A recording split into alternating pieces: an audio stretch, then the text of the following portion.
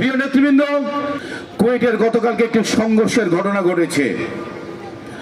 আমি আজকের এই কর্মী সভার মাধ্যমে সেই কুয়েটের সংঘর্ষের ঘটনার সুষ্ঠু তদন্ত এবং বিচার দাবি করছি। ইতিমধ্যে কিছু ভিডিও ফুটেজ সামাজিক যোগাযোগের মাধ্যমে কিন্তু ভাইরাল হয়েছে।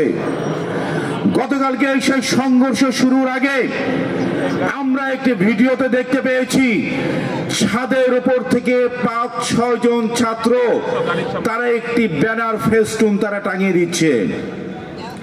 যে ব্যানার ফেস্টুনটি টাঙানোর কারণেই সেই ঘটনার সূত্রপাত হয়েছে।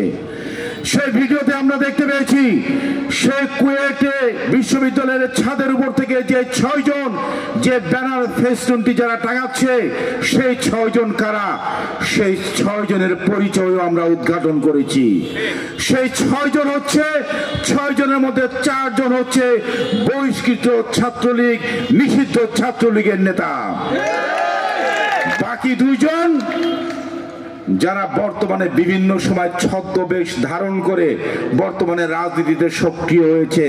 তারা এক সময় তারা ঢাকা বিশ্ববিদ্যালয়ের বিভিন্ন সময় ছাত্রলীগের নেতা ছিল, ছাত্রলীগের সাথে তারা মিছিল মিটিং করেছে, শেখ মুজিবুর রহমানকে তারা জাতির পিতা বলে তারা স্লোগান দিয়েছে, শেখ হাসিনাকে মা বলে স্লোগান দিয়েছে।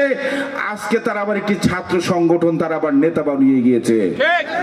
ধিক্কার জানাই সেই মুনাফিককে।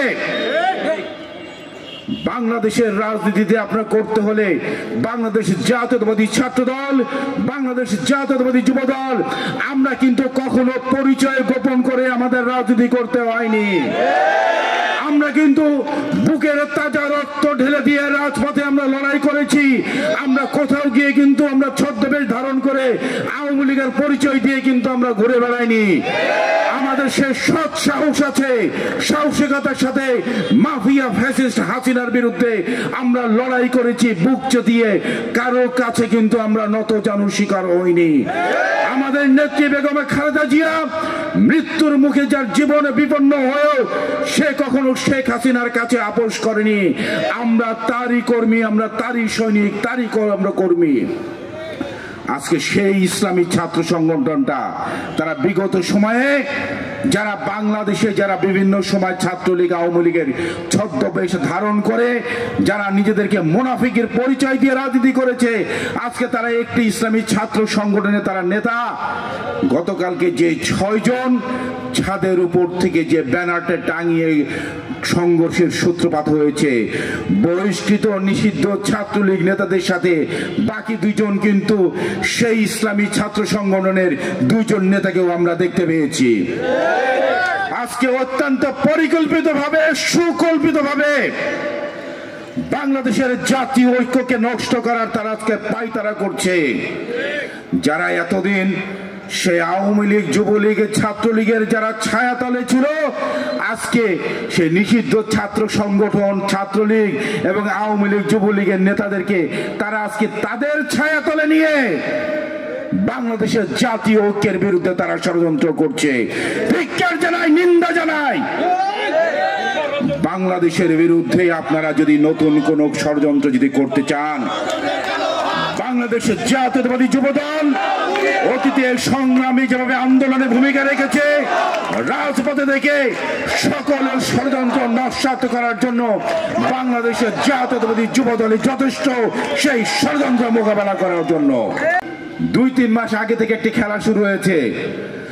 সংস্কার আগে নাকি নির্বাচন আগে? ২ মাস ধরে খেলাটা দেখলাম। গত সপ্তাহ থেকে আর একটি নতুন খেলা মঞ্চস্থ হচ্ছে। খেলাটা কি নতুন খেলা? স্থানীয় নির্বাচন আগে নাকি জাতীয় নির্বাচন আগে? আমরা এই খেলার দেখতে চাচ্ছি না। অন্তর্বর্তীকালীন সরকারের প্রধানের দায়িত্ব জাতীয় নির্বাচন করা, অন্তর্বর্তীকালীন সরকারের দায়িত্ব স্থানীয় নির্বাচন করা না। গত ১৭টি বছর বাংলাদেশের জনগণ তাদের ভোটাধিকার প্রয়োগ করতে পারেনি। গত 17 বছর বাংলাদেশের 3টি প্রজন্ম তাদের ভোটাধিকার থেকে বঞ্চিত হয়েছে। যে ভোটাধিকারের জন্য বিএনপি চেয়ারপারসন আমাদের মমতা মহিমা দেশনেত্রী বেগম খালেদা জিয়া আন্দোলনের নেতৃত্ব দিয়ে আসছেন এবং বিএনপির ভারপ্রাপ্ত চেয়ারম্যান যে আন্দোলনের নেতৃত্ব দিয়ে আসছেন মানুষের মৌলিক অধিকারগুলো ফেরত পাওয়ার জন্য, গণতান্ত্রিক অধিকারগুলো ফেরত পাওয়ার জন্য, তাদের ভোটাধিকার প্রয়োগ ফেরত পাওয়ার জন্য আমরা সেই জাতীয় নির্বাচনের দাবি করছি। ডক্টর ইউনূস সরকারের নেতৃত্ব তত্ত্বাবধায়ক সরকারকে আমরা আহ্বান জানাচ্ছি, অতি দ্রুত আপনারা নির্বাচন কমিশন সংস্কার করে প্রশাসনের যেই জায়গাগুলো সংস্কার করলে একটি অবাধ সুষ্ঠু নির্বাচন হবে, মানুষ তার গণতান্ত্রিক অধিকার ফেরত পাবে, মানুষ তার অধিকার প্রয়োগ করতে পারবে। আমরা সেই নির্বাচনের দাবি জানাচ্ছি যে নির্বাচনের মাধ্যমে বাংলাদেশের জনগণ যাকে খুশি তাকে ভোট দিতে পারবে। দ্রুততম সময়ের মধ্যে সেই নির্বাচনের তারিখ ঘোষণা করার অনুরোধ জানাচ্ছি, আহ্বান জানাচ্ছি।